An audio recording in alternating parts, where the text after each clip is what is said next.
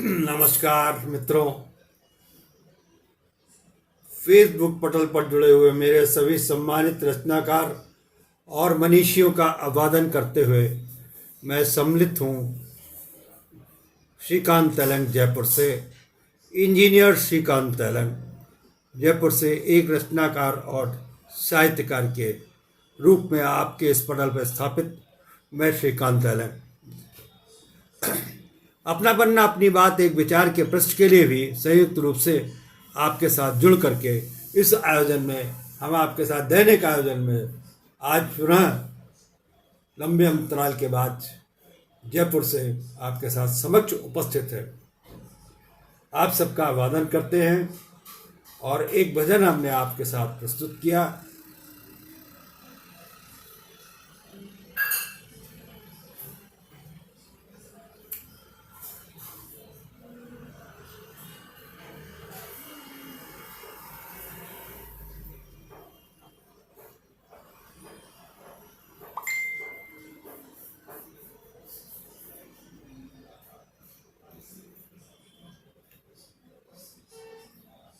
सकल लोक लोक माँ सहुने वंदे, सकल लोक माँ सहुने वंदे, निंदा न करी तेनी रे, निंदा न करी तेनी रे।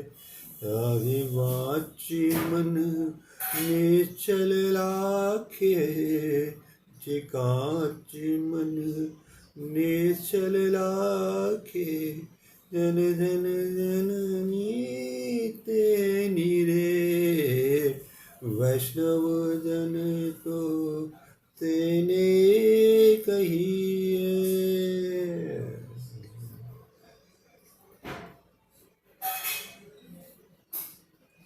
वैष्णव जन तो तेने कहिए, पीर पराई लागे रे, पर दुखे उपकार करे जो मन अभिमान न लाए रे।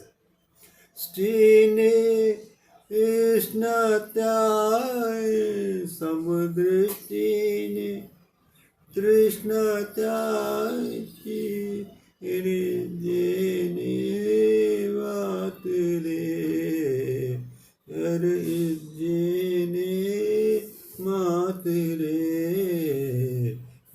बात की असत्य न भूले, बात की असत्य न भूले, पर नव जले नाथ रे।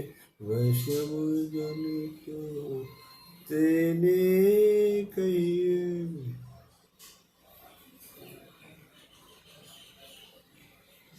तो आदरणीय, हमने आपको एक भजन सुनाया।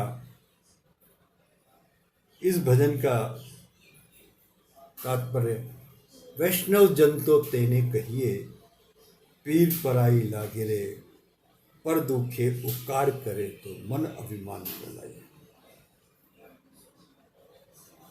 तो इस प्रकार से आदरणीय, हमने जो आपको ये भजन सुनाया है, इसमें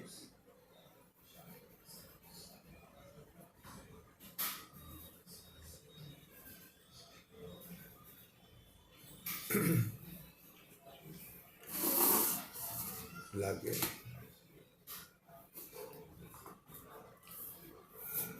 तो आदरणीय आज इस पटल पर पुनः उपस्थित हैं,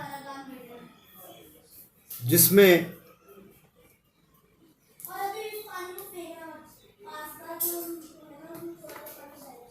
इस भजन के बाद इस आयोजन में हम आपके साथ सम्मिलित होते हैं और एक रचना और किताब के पन्ने के पृष्ठ के लिए आपके साथ इस पटल पर जुड़ते हैं।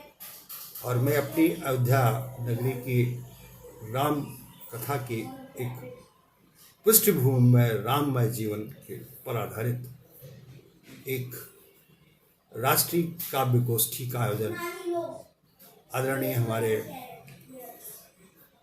आर के तिवारी मतंग जिन्होंने के आयोजन किया था।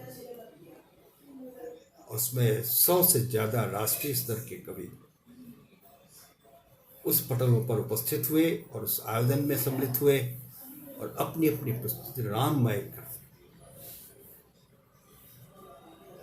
आपको अवगत कराना चाहता हूं कि उस आयोजन की पृष्ठभूमि में 800 दोहे के द्वारा लिखी हुई राम की कथा पर आर.के. तिवारी मतेन जी ने अपनी जो पुस्तक प्रकाशित कराई है, प्रकाशन में है, उसका विमोचन था और उन्होंने अपने श्रेष्ठ दोहों द्वारा राम की कथा और राममय जीवन को अंगीकृत करने के लिए अयोध्या में एक विशेष आयोजन रखा था, जिसमें अयोध्या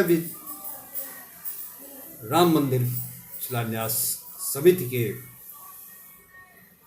न्यास के अध्यक्ष कमल नयन दास जी उपस्थित थे और अन्य विद्युत जन को सम्मानित कर। उसी आयोजन के उपरांत जब मैं कल यात्रा में था तो मैंने अपने पटल के लिए कवि के साथ काफ़ी अपनी अभिव्यक्ति व्यक्त की थी और कहा तो मैं यात्रा में हूँ और कबीर की जो कार्यशाला है उसके लिए शुभकामनाएं।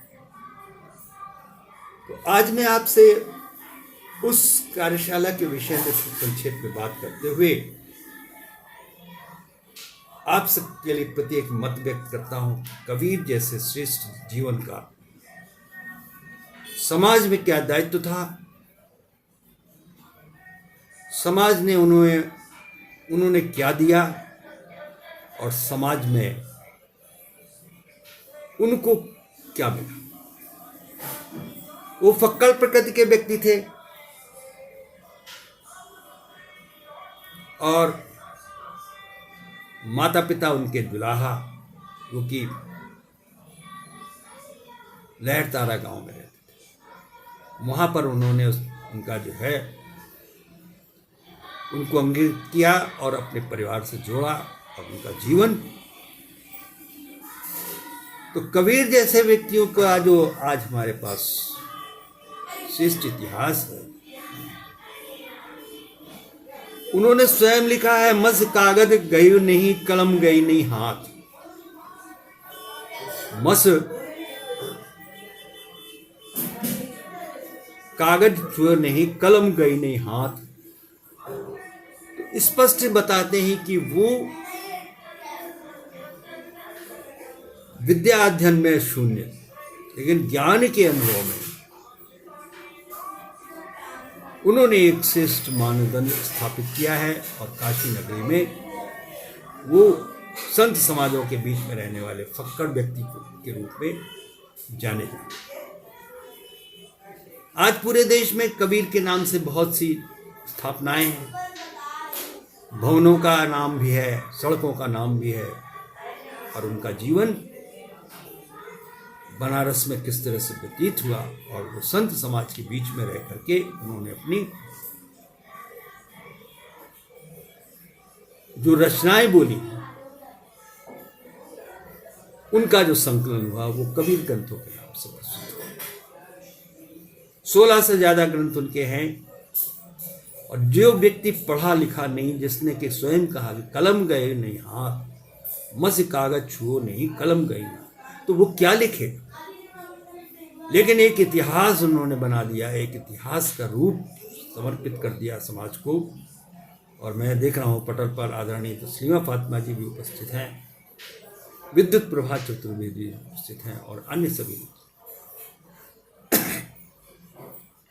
तो एक युग प्रवर्तक 15वीं सदी में जो हुए, 16वीं सदी में, उनमें कबीर का स्थान। पूरा जीवन उन्होंने काशी में व्यतीत किया और अंत समय में अपने उस संत समाज और अपने अनुयायियों को लेकर के वो मगहर चले गए, जहाँ पे उनका निर्माण हुआ और वो स्थान आज भी प्रसिद्ध है मरघर के नाम से। तो कट्टर परंपरा के विरोध में उन्होंने अपनी अपनी रचनाएं दी हैं। वो एक युग प्रवर्तक और युग को दिशा देने वाली और समाज के प्रति अपनी अपने दायित्वों को निर्वाह करती है। रचनाएं हैं। सभी विद्वानों ने अपने अपने मत से, अपने अपने विचारों से उनके प्रति जो आस्था व्यक्त की, सबकी श्रेष्ठ है। और संक्षेप में इस बात को कहा जा सकता है कि एक जुड़ा परिवार, माता पिता के परिवार में जन्म लेने वाला कबीर व्यक्ति एक जग प्रसिद्ध हुआ और उनके पुत्र का नाम उपजे पूत कमाल, कमाल नाम का एक पुत्र था, एक पुत्री। तो संत होते हुए वैवाहिक जीवन का उन्होंने त्याग नहीं किया और समाज को दिशा देने में संतों के बीच मर के जो उनकी वाणी थी, उसमें उन्होंने अपने जो भाव दिए, बोधन किया, वह कबीर के दोहों के रूप में प्रसिद्ध है। और इनमें दो दोहे मैं आपको आज भी याद करके फिर से कहता हूं। दोनों समाज के व्यक्तियों के लिए उन्होंने अपनी भावनाओं को रखा है और कोई विभेद नहीं रखा समाज। हिंदू धर्म के मानने वालों के लिए भी और पूनम दुबे जी भी उपस्थित हैं मंच पर, उनका भी अभिवादन करते हैं। तो इस प्रकार से उन्होंने समाज को दिशा देने का जो अपना कार्य किया, और सोहनलाल शर्मा जी से मैं अभिवादन करता हूं और उनको अभिनंदन करता हूं। और कल मैं आपकी जानकारी में हूं कि मैं अयोध्या में एक काव्य सम्मेलन और रामलला के ऊपर आयोजित एक आयोजन, वतन के राम के ऊपर, उस आयोजन में सम्मिलित था, जहां हमारे बहुत से मित्रगण को मिले और उन सबसे कुसुम सिंह जी चंदेल मिली, लावकर जी भी मिले, सुधीर श्रीवास्तव जी मिले और अन्य लोग, बहुत से लोग।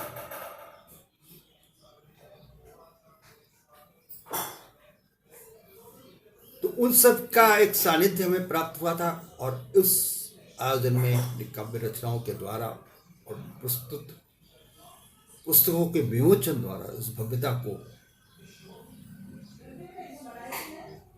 और भी राममय नगरी में, अयोध्या में भव्य बनाया। और उसी के पश्चात कल मैं यात्रा करके आज यहाँ पर उपस्थित हूँ और अपने दैनिक आयोजन के क्रम में कबीर पर चलने वाली इस कार्यशाला में अपने विचार व्यक्त करता हूँ कि कबीर जो है हमेशा से अपने जन्म काल से संतों के बीच समागम करने वाले व्यक्ति थे, लेकिन वैवाहिक परंपरा का भी उन्होंने अपमान किया और उनकी पत्नी और उनका परिवार रहा और उनके पुत्र कमाल। लेकिन संतों के बीच में उन्होंने जो अपनी वाणी दी है, अपना जो है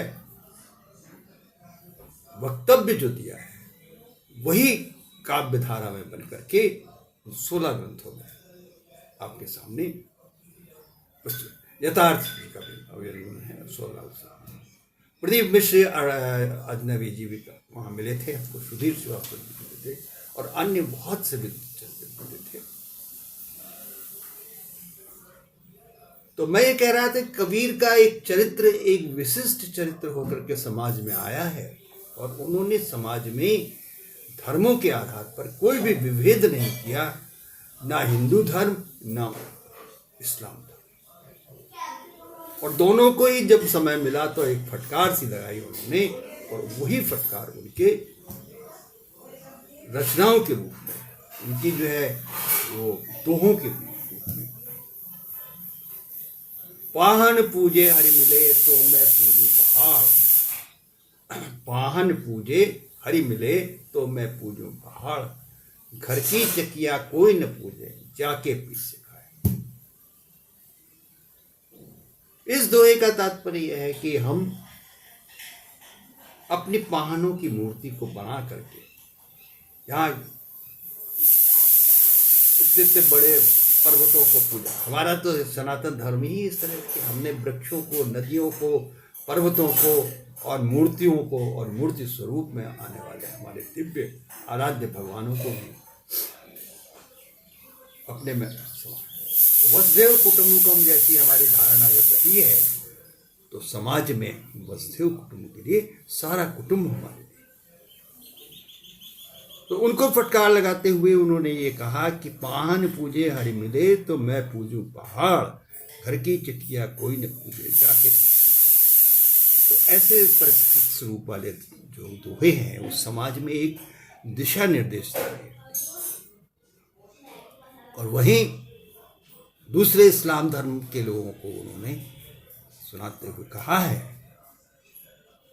काकड़ पाथर जोड़ के मस्जिद बनाए, तापे मुल्ला बाग थे क्या बहरू हुआ खुदा है। तो जोर जोर से अजान करने के लिए विरोध में उन्होंने यही कहा कि कक्कड़ पत्थर जोड़ करके आपने मस्जिद बना ली है और उस पर भी आप जोर से आवाज़ लगा रहे हो अपने अल्लाह को, तो क्या आपका अल्लाह बहरा हो गया है। तो समाज को दिशा निर्देश और समाज को परिष्कृत करने को, समाज को जोड़ने के काम जो है कबीर ने किया है, वो जीवन एक जीवन पर्यंत कबीर का एक विशेष रूप है। 16 ग्रंथों में उनकी जो रचनाएं संकलित हुई हैं, उनके दोहे संकलित हुए हैं, तो इतने लंबे समय तक उनकी और समकालीन तुलसीदास के समकालीन रहे होंगे और काशी में विद्यमान रह करके उन्होंने जो समाज की दिशा दी वो हमारे। तो एक युग प्रवर्तक के रूप में कबीर को जब देखते हैं आप, और पढ़े लिखे नहीं है तो जहां वो ये कहते हैं कि मसी कागज छुओ नहीं, कलम गही नहीं हाथ, फिर वहीं पर उनका एक दूसरा चरित्र यह है कि समाज में वैवाहिक जीवन को भी व्यतीत किया और उनकी पत्नी भी थी और उनके एक पुत्र था जिसका नाम कमाल था। तो सामाजिक जीवन व्यतीत करने वाले कबीर को ना तो आप संत कह सकते, ना पूर्ण रूप से दाम्पत्य जीवन व्यतीत करने वाले व्यक्ति कह सकते हैं, लेकिन उन्होंने समाज के वो सारी परंपराओं का विरोध भी किया जो समाज में बहिष्कृत होनी चाहिए, जिनकी क्रियाशीलता निष्क्रिय है, उनकी आवश्यकता नहीं है। तो मैं इस पटल से आपको अवगत कराना चाहता हूँ कि कबीर को एक जो है वो दिशा निर्देशक और प्रवर्तक के रूप में स्थापित किया जा सकता है और स्थापित हुए। और पोंगापंथी के विरोध में उन्होंने काशी को जब छोड़ा है तो उन्होंने कहा कि काशी में रह कर के क्या मुझे ईश्वर नहीं प्राप्त होगा मृत्यु के बाद, तो मैं जा रहा हूँ दूर रह करके 80 किलोमीटर दूर मगहर में जा करके उन्होंने अपना एक निर्माण का स्थान है। तो हर तरह से समाज के दायित्वों को निर्वाह करने में जो उनकी रचनाएं हैं, उनकी योग्यताएं हैं और उनकी शैली है रहने की जीवन शैली, उसमें कबीर का स्थान एक समाज में आता है। वही समाज में एक प्रवर्तक हुए, रैदास जी हुए, हरिश्चंद्र हुए, तुलसीदास हुए और हिंदी साहित्य में गौरव हुए हरिश्चंद्र। तो बहुत से लोग समाज के दायित्वों को निर्वाह करने के लिए अपनी योग्यता अनुसार अपने कार्यों को करते रहे, लेकिन 16वीं सदी में कबीर ने जो अपने समय का ज्ञान दिया वो आज भी हमारे इतने 500 वर्षों से ऊपर होने के बाद आज भी समाज को एक दिशा निर्देश देने का एक आईना है। और वही आईना आज हमारे समाज में पूरी तरह से समाज को संजोने का, संवारने का, समेटने का जो कार्य कर रहा है, उसमें कबीर का एक श्रेष्ठ स्थान होता है। और कबीर के श्रेष्ठ स्थान पर इसलिए हम लोग आवश्यकता मानते हैं। और मैं देख रहा हूँ कि हमारे आदरणीय मित्र सत्यप्रकाश शर्मा जी भी मंच पर उपस्थित हैं और उनको मैं अवगत कराना चाहता हूँ कि मेरे नाम के साथ उन्होंने एक पदवी अलग लगा दी, आज डॉक्टर। तो मैंने डॉक्टर नहीं किया, मैं इंजीनियर हूँ बेसिकली, और समाज में समाज के दायित्वों के निर्वाह की अपनी रचनाओं से समाज में अपने को स्थापित करने का बहुत ही प्रयास करना। तो कबीर की इस कार्यशाला में, जो आपकी कार्यशाला है, उसमें हमने समाज के उन दायित्वों में कबीर का क्या सहयोग रहा है, क्या उनका निर्देश रहा है, क्या उनकी कार्यशैली रही है। नहीं, इसमें कोई क्षमा मांगने की आवश्यकता नहीं है शर्मा जी, वो मुंह से निकल जाता है। लेकिन मैंने एक आपको अपने पदवी ज्ञान के साथ बताया कि मैंने डॉक्टरेट मानद नहीं किया है, मैं इंजीनियर हूँ और बेसिकली इंजीनियर के रूप में। इसमें कोई आवश्यकता ऐसी नहीं है, वो भूल बस हमसे भूल बस नहीं, समाज में ऐसी चीज़ का निदान हमने आपको बताया है। ठीक है, कोई ऐसी क्षमा मांगने की बात नहीं, आपके मुख से निकल गया, मैंने सुन रहा था। क्योंकि मैं अभी लौटा हूँ अयोध्या से थोड़ी देर पहले, और स्नान करके अपने आयोजन में, और मैं बता रहा था कि मतंग के राम की एक, तो मतंग ऋषि एक जो हुआ करते थे, उनके जो ज्ञान है, और मतंग ऋषि में जो आपको ज्ञान के अनुसार जानना चाहिए, तो सबरी जो उनके आश्रम में रहती थी, उनकी उस ऋषि ने उनको समाज से मिला। क्योंकि इसमें चर्चा जब हो रही थी तो वहाँ जिस विषय आए थे, हमने केकई का विषय उठाया था कि किसी केकई को हमें क्षमा करना चाहिए, क्योंकि क्षमा करने की बात लोग नहीं मानते हैं, जबकि राम ने उनको कोई भी दोष नहीं माना था।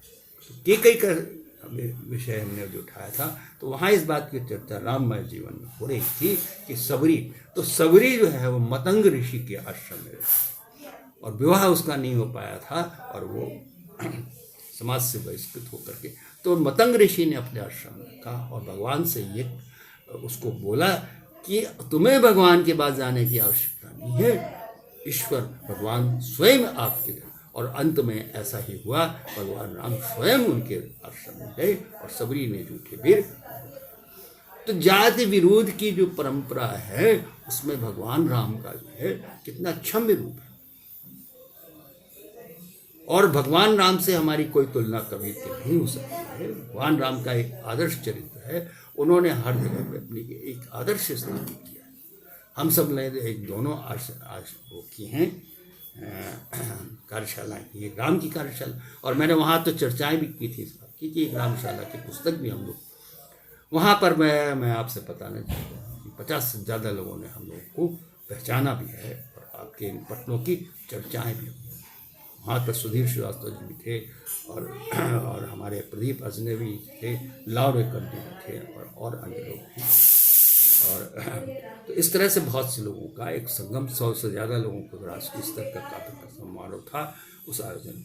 तो मैंने आपसे बताया कि राम के एक आदर्श चरित्र को कबीर के साथ हम कल्पित नहीं कर सकते।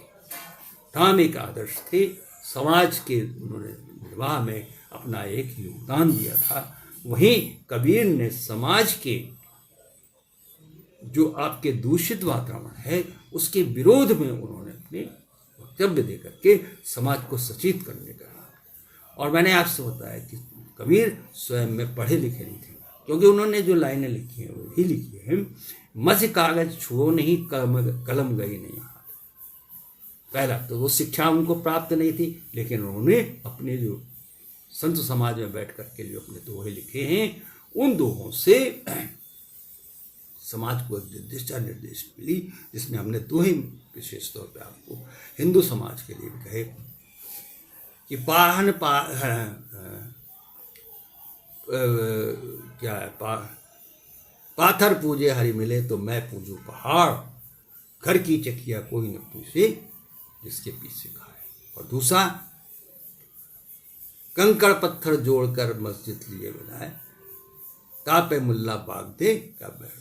तो दोनों संप्रदाय के लिए जो उन्होंने अपने वक्तव्य दिए हैं, दोनों उन्होंने अपने अपने विचार रखे हैं समाज में, तो समाज को दिशा निर्देश देगा। और वहीं पर राम से आप उनकी चर्चा, तो समाज को दिशा निर्देश और समाज को अंगीकृत करने का काम जो है वो राम ने भी किया है। और ये दोनों कार्यशालाएं हम सत्या होप टॉक्स में करते हैं, राम की कार्यशाला कबीर की भाषा।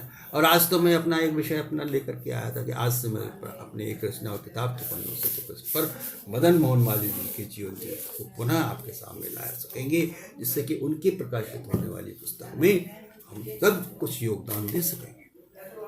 लेकिन कबीर की कार्यशाला में हमने अपना विचार इसलिए मत किया कि हमें आज वहाँ से आकर के बोलना भी है, और मैं अपने विचार मत कबीर के।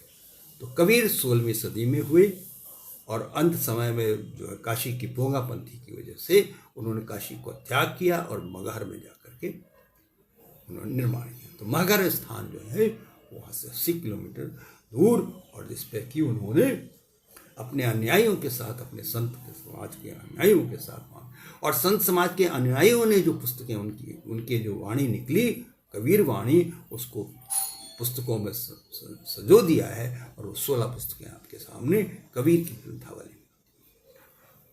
तो कबीर एक दिशा निर्देशक के रूप में हमारे समाज में जो स्थापित हुए हैं, और उनके प्रति हम लोगों की जो आस्था है, कबीर को हम लोग अपने शिक्षा अध्ययन में पढ़ते हैं, अपने ज्ञान में अर्जन करते हैं, लेकिन गूढ़ ज्ञान उनका जो है उन पुस्तकों से पढ़ने के बाद उनके लिए जो आपने समाज में अपना एक दायित्व निर्वाह किया है, उसके प्रति उनकी क्या आस्था रही है, वो एक शोध का विषय। बहुत से लोगों ने कबीर पर शोध किए ही होंगे और उनके शोध पत्र भी हैं। तो मैं एक समाज सुधारक के रूप में, लेकिन समाज की पोंगा पंथी के विरोध में उन्होंने है जिस तरह से अपनी रचनाओं को दिया है, वो हमारे सबके लिए एक दिशा निर्देशक हो सकती है। और दिशा निर्देशक है कौन व्यक्ति जो है वो काशी में रह करके इतने वर्ष जन्मांतर से काशी वर्षों में रह करके संत समाज में रहा, और अंत समय में जो वहाँ से विस्थापित होकर के वो मगहर चला जाए, इसलिए कि वो उन्होंने इस चीज़ से एक अपने को जोड़ करके बताया है कि ये पोंगा पंथी की आवश्यकता नहीं है। और उस पोंगा पंथी के पीछे इसका विषय ये था कि काशी में रहने वाले जो विद्वान थे, उन्होंने भ्रम फैला रखा कि जो काशी में मरेगा उसको ईश्वर प्राप्त होता है। तो उन्होंने तत्काल उसका विरोध किया, और अंत समय में 1 वर्ष पूर्व जो है वो वहाँ से विस्थापित होकर के मगहर चले गए, और वहाँ पे उन्होंने दिखा दिया कि आज भी हम स्थापित हैं और हमें ईश्वर प्राप्त हुआ। और आज विश्व में उस बात की स्थापित होकर चर्चा है कि कबीर मगहर में भी रहे और काशी में, दोनों जगह उन्होंने दिशा विज्ञान जो दिया है समाज को, वो उसके लिए। तो मैं आज आपसे ये कहना कि सत्य प्रकाश शर्मा जी भी उपस्थित है, विद्युत चतुर्वेदी उपस्थित है, और कल से हम अपने दैनिक आयोजन में आपको महामानव के जीवन चरित्र से फिर परिचित कराएंगे और अपनी रचनाओं से आपको जोड़ेंगे इन शब्दों के साथ। आज के इस दैनिक आयोजन में अपना जो हमने समय आपने अपना समय हमें जो दिया है, और मेरा दैनिक आयोजन का क्रम 12 बजे से था, लेकिन व्यतिक्रम करते हुए 11:30 बजे में आ गया, क्योंकि एक तो मैं यात्रा से अभी सुबह आया हूँ, दूसरा ये घर में हमारे कुछ मेहमान आए हैं जो 12 बजे से हमसे मिलना भी चाहते। तो इस आयोजन से पूर्व मैं अपनी बात रख करके आपकी इस कार्यशाला में सम्मिलित हुआ। और इस प्रकार से कबीर एक दर्शन है, कबीर एक दर्शन और समाज सुधारक के रूप में उन दोहों को आप ढूंढिए। मैं तो आज इस कार्यशाला से आप सबों से निवेदन करता हूँ कि उन दोहों को आप ढूंढिए और उन पर चर्चा कीजिए, उनका विस्तृत ज्ञान लोगों को दीजिए। जिस तरह से सत्य प्रकाश शर्मा जी और विद्युत प्रकाश चतुर्वेदी जी बोल रही थी और पूनम दुबे जी बोल रही थी, उसी तरह से लोगों को कबीर की इस कार्यशाला में कबीर के जीवन चरित्र को, तो जीवन तो सभी का होता है, जन्म लिया है तो मृत्यु भी आएगी, लेकिन उस व्यक्ति ने अपने द्वारा उस समाज को क्या दिया, इस पे चर्चा का विषय है।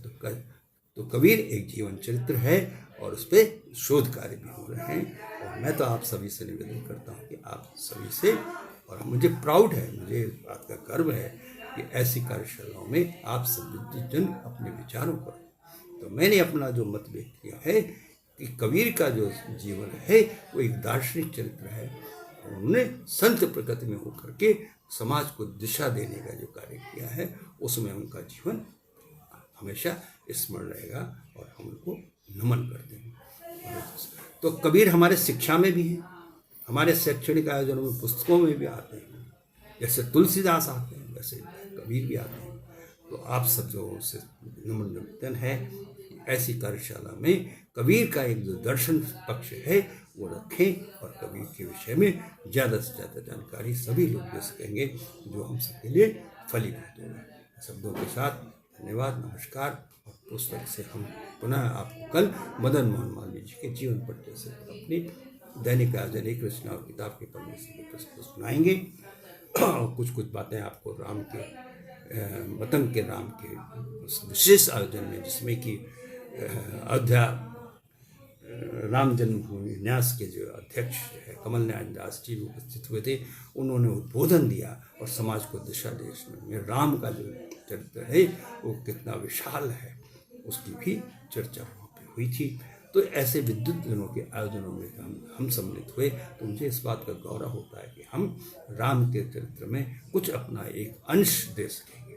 और राम की एक चरित्र की रचना जो कैकेयी की थी, इसमें कि हमारा मत ये है कि भगवान राम ने ही पूरी लीला को बदला, क्योंकि सुबह उनका जो है वो राज्याभिषेक होने जा रहा है और तत्काल प्रभाव से उन्होंने उस लीला को बदल करके कैकेयी का मत भ्रम किया और मथुरा का मत भ्रम किया।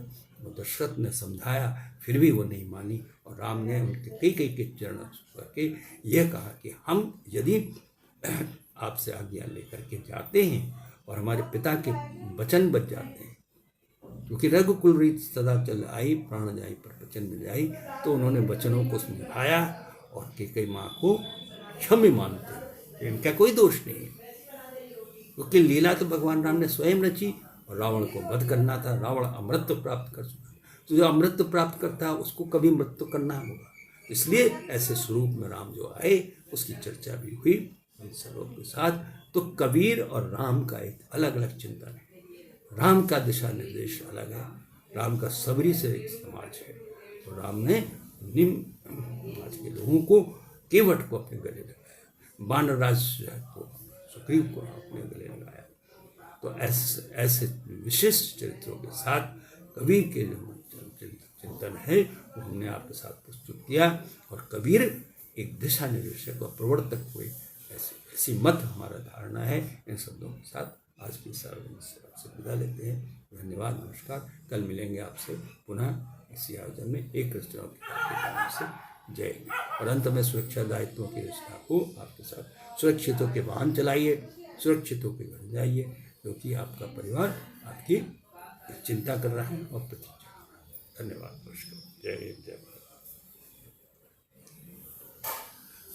तो आदरणीय, हमने आपसे चर्चा की कि कबीर एक दिशा निर्देशक के रूप में कैसे हमारे समाज में आए और उन्होंने हमारे समाज को दिशा देने के लिए अपनी जो काव्यधारा है उसको परिष्कृत कैसे किया, उसका प्रभाव समाज के रूप में कैसे पड़ेगा। इन शब्दों के साथ आपसे कल अपने आयोजन में दैनिक आयोजन एक रचना और किताब के पढ़ने से। नमस्कार, जय हिंद, जय भारत।